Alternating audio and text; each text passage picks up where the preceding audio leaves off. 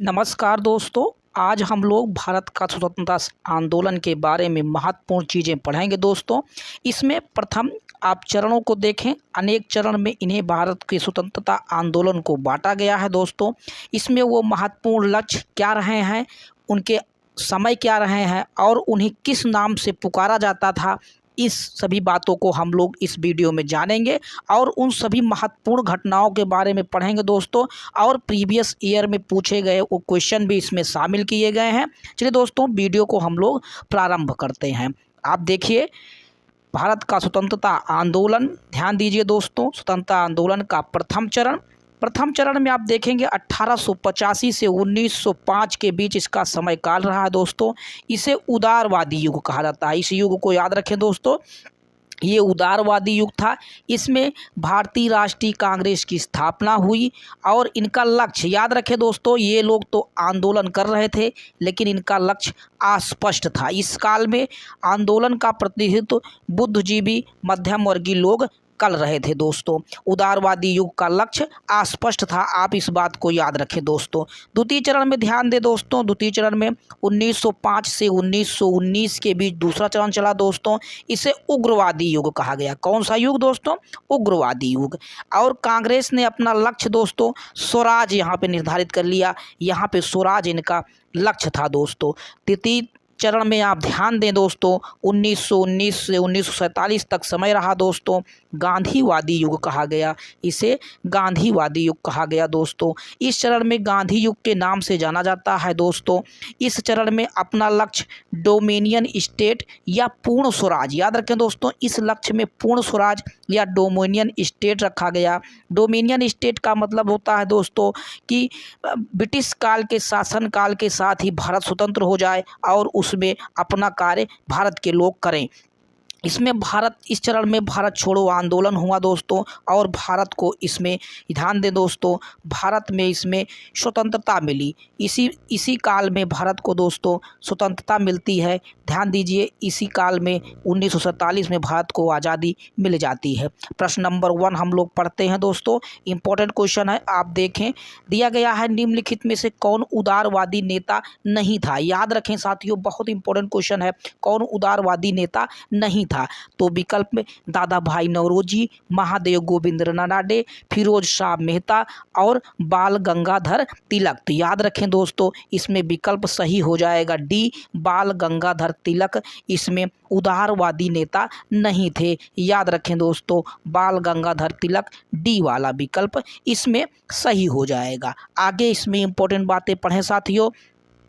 आगे ये तीनों लोग दादा भाई नौरोजी, महादेव गोविंद रानडे और फिरोज शाह मेहता दोस्तों उदारवादी नेता थे। अब इसमें स्वतंत्रता आंदोलन के लेखक एवं उनकी पत्र पत्रिकाओं के बारे में कुछ महत्वपूर्ण इंपॉर्टेंट थी दोस्तों। Discovery of India Pandit Jawaharlal Nehru ने लिखा। India divided doctor Rajendra Prasad ने लिखा। कर्मभूमि मुंशी प्रेमचंद्र, भारत भारती मैथिली शरण गुप्त, भारत दुर्दशा भारतेंदु हरिश्चंद्र और इंडियन स्ट्रगल सुभाष चंद्र बोस ने ये महत्वपूर्ण पुस्तकें लिखी थी। चलिए दोस्तों, आगे बातें हम लोग जानते हैं। उदारवादी युग के बारे में आप ध्यान दें दोस्तों। उदारवादी युग मतलब होता है मॉडरेट पीरियड। इस समय उदारवादी नेताओं में ध्यान रखें, लगातार इन पे क्वेश्चन पूछे जाते हैं, बहुत ही इंपॉर्टेंट बात है दोस्तों। तो इसमें दादा भाई नौरोजी थे, महादेव गोविंद रानडे, फिरोज शाह मेहता, सुरेंद्र नाथ बनर्जी, व्योमेश चंद्र बनर्जी, गोपाल कृष्ण गोखले, पंडित मदन मोहन मालवीय और दिनसा वाचा जैसे महत्वपूर्ण लोग थे। इसमें ध्यान दीजिए दोस्तों। अगर इसमें इंपॉर्टेंट बातें और ध्यान दे दोस्तों, तो उदारवादियों का क्या था दोस्तों? ये लोग अंग्रेजों से अपनी मांगों को प्रार्थना पत्रों के द्वारा, प्रतिवेदनाओं के द्वारा, स्मरण पत्रों के द्वारा और शिष्टमंडलों के द्वारा सरकार के सामने अपनी मांगों को रखते थे दोस्तों। इन्हीं लचीलापन के कारण, ध्यान दे दोस्तों, इन्हीं लचीलापन और संयत व्यवहार के कारण इन्हें उग्रपंथी नेताओं ने राजनीतिक भिक्षावृत्ति कहा है। ध्यान दे दोस्तों, राजनीतिक भिक्षावृत्ति लाला लाजपत राय ने ये बात कही थी। जो तो लाला लाजपत राय ये बात उन्होंने कही थी दोस्तों। लाला लाजपत राय ने ये बात कही थी। राजनीतिक भित्ताभित्ती कि हमें उनसे भीख मांग रहे हैं स्वतंत्रता के लिए, हमें आंदोलन करना चाहिए।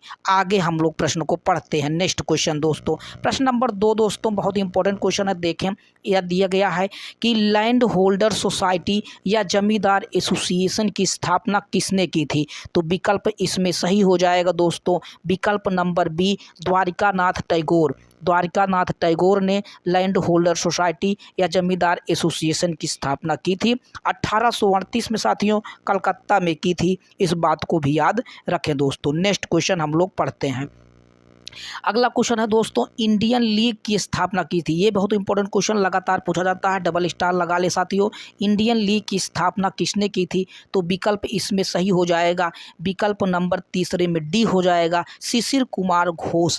इंडियन लीग की स्थापना शिशिर कुमार घोष ने की थी 1875 में। ये भी कोलकाता में हुआ था। कलकत्ता दोस्तों उस समय क्रांतिकारियों का क्षेत्र रहा है, इसीलिए इसमें बंगाल विभाजन सबसे पहले कलकत्ता को किया जाता है। तो उसके बाद हम लोग पश्चिम बंगाल के बारे में, बंगाल विभाजन को भी पढ़ेंगे। इसमें और इम्पोर्टेंट क्वेश्चन देखते चलें दोस्तों, सारा इम्पोर्टेंट है दोस्तों, आने वाले एग्जाम के लिए आपके लिए महत्वपूर्ण होने वाला है। ठीक है दोस्तों, चलिए आगे हम लोग पढ़ते हैं। जो है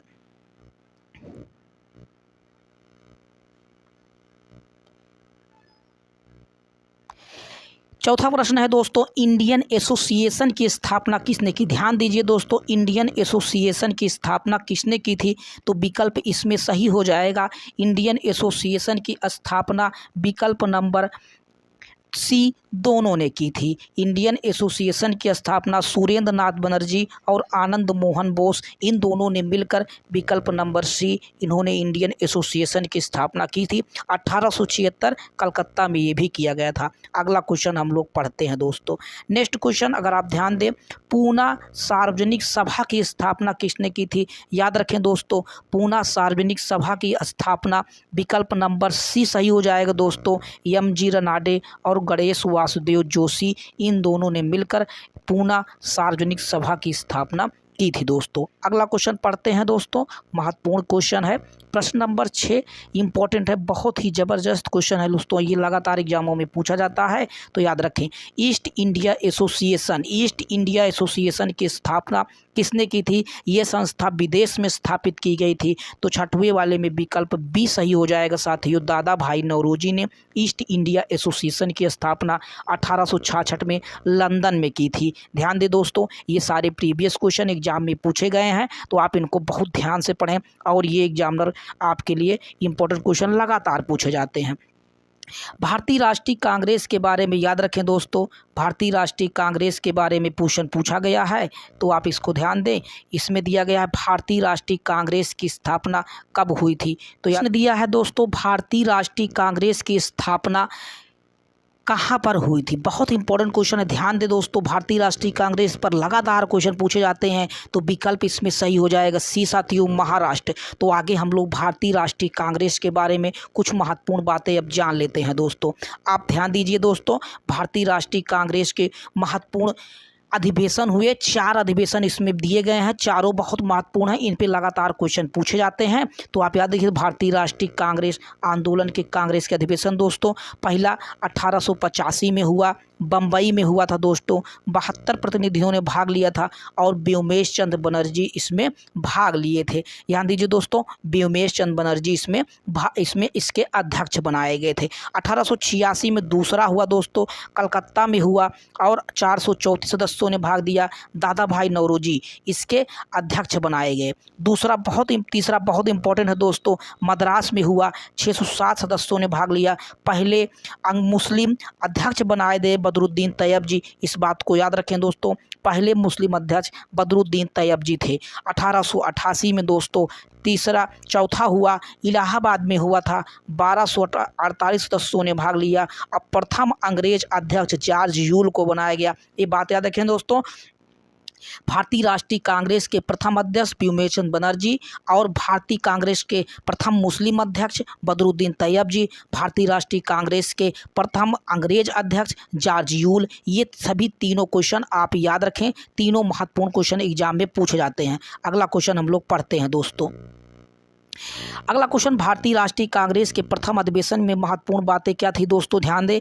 स्थापना कब हुई भारतीय राष्ट्रीय कांग्रेस की दोस्तों, याद रखें 28 दिसंबर 1885 को दोपहर 12 बजे इसकी स्थापना हुई। इसके स्थान कहाँ पर इसके हुआ था दोस्तों, मुंबई गोकुलदास तेजपाल संस्कृत कॉलेज। याद रखें दोस्तों, इस पे लगातार क्वेश्चन पूछे जाते हैं। गोकुलदास तेजपाल संस्कृति कॉलेज भवन पूना में होने वाला था दोस्तों, लेकिन पूना में होने के बजाय वहाँ प्लेग फैल गया, इसलिए ये मुंबई में हुआ था। ध्यान दें दोस्तों, गोकुलदास तेजपाल संस्कृत कॉलेज में प्रथम अधिवेशन हुआ था। संस्थापक और इसके महासचिव एलन ऑक्टेवियन ह्यूब थे, अंग्रेज थे, याद रखें, इन्हीं ने स्थापना कराई।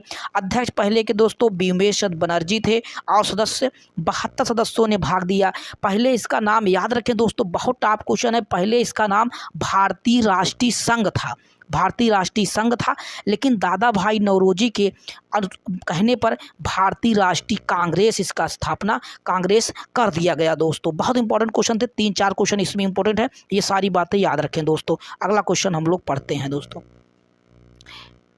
अगला इंपॉर्टेंट बातें आप ध्यान दें दोस्तों, दिया गया है कि कांग्रेस का दूसरा अधिवेशन दादा भाई नौरोजी थे दोस्तों।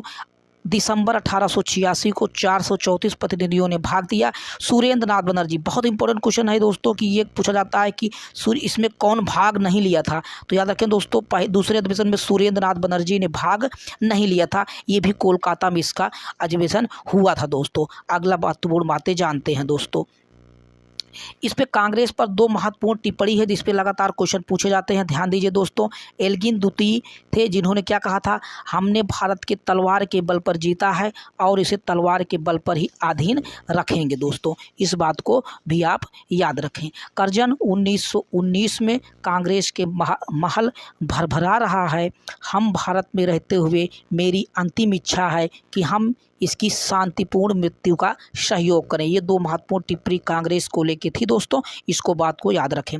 अगला क्वेश्चन हम लोग महत्वपूर्ण बातें पढ़ते हैं। महत्वपूर्ण बहुत ही टॉप क्वेश्चन है दोस्तों, बंगाल विभाजन, इस पे लगातार क्वेश्चन पूछे जाते हैं, ध्यान दीजिए। बंगाल विभाजन डबल स्टार लगाएं दोस्तों। बंगाल विभाजन किसके शासनकाल में, कौन से शासनकाल, किसके गवर्नर काल में हुआ था, तो विकल्प नंबर डी सही हो जाएगा। कर्जन के समय में बंगाल विभाजन हुआ था दोस्तों। इसमें इंपॉर्टेंट बातें अगर आप ध्यान दें दोस्तों बंगाल विभाजन के बारे में, तो इंपॉर्टेंट डेट से याद रखें, इन पर लगातार क्वेश्चन पूछे जाते हैं बंगाल विभाजन पर।